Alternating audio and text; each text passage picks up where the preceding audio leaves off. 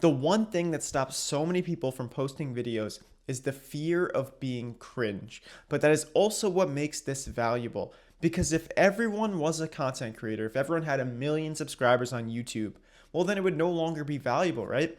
The reason it's valuable to have 1 million subscribers on YouTube is because it's rare.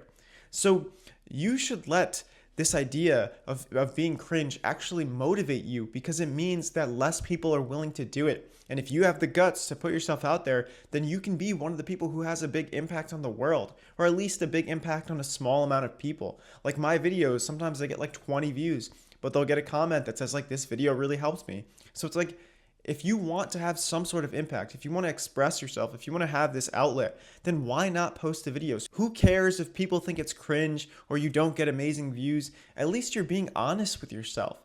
Like, there's so much value in just being honest with the things you want to do and pursuing them. Because so many people don't do that. They get to the end of their lives and they regret not taking any chances, not actually following the things that were meaningful to them, not actually pursuing things that they know they wanted to do. But that won't be you if you just get over the fear of being cringe. Like, so many people call everything cringe. Literally everything, people will call it cringe. Like the biggest artists in the world, the biggest film directors, the biggest actors, they get called cringe more than anyone else because they have the most eyeballs on them, right? Because if you do anything publicly, people will judge it. But some people will judge it in a positive way. So it's like you have to see the positives outweigh the negatives. Of course, there's always going to be negatives to anything that you do. But you have to see that the positives outweigh it, and that it's worth putting in the effort, and that's worth like trying to become the person that you want to. Because what else are we doing with our lives than like trying to pursue something that's meaningful to us? Otherwise we're just waiting around, like enjoying our day-to-day life without really having anything purposeful. But that kind of runs out. If you eat cake every day, eventually you get sick of eating cake and you're like, damn, this is destroying my stomach. But if you find a meal that's like, gonna be healthy for you, then you can eat it for a longer period of time because you're not gonna like feel terrible, right? You feel good when you eat healthy food. Same thing with like pursuing something that's meaningful to you. If you pursue something more long term, then it's like a healthier thing for your mind, for your soul, for your just desire to do things. It won't run out as easily as something that's just short-term pleasure. So it's like you want to focus on the things that you know would be meaningful to you in the long run. Like, I just got accepted into a counseling program, a master's in counseling program. And basically in this program, I would study to become a therapist. And it would take a few years, and I'm like debating doing it. But it is something that's meaningful to me, that I would love to, help people with their mental health. And that's one of the goals of my page and also of my life, is to help people with this. So like one way to do that is getting this master's. And I don't know if I'd want to go through the whole licensing process to become a therapist, but it is something that I'm definitely considering. And just doing this program is like choosing something that is meaningful to me. So I think it's important to pursue those things, because in the end of the day, like, you should assume that you're living a pretty long life, right? Assume that you're going to live to like 80 years old or something like that. Well, would 80-year-old you want you to just sit around and play video games or watch Netflix and not really do things that you want to? Or would 80-year-old you want you to like, pursue things that you truly want to? Maybe that's being a content creator. Maybe it's like me, stand-up comedy, or pursuing like a master's program to start your own business.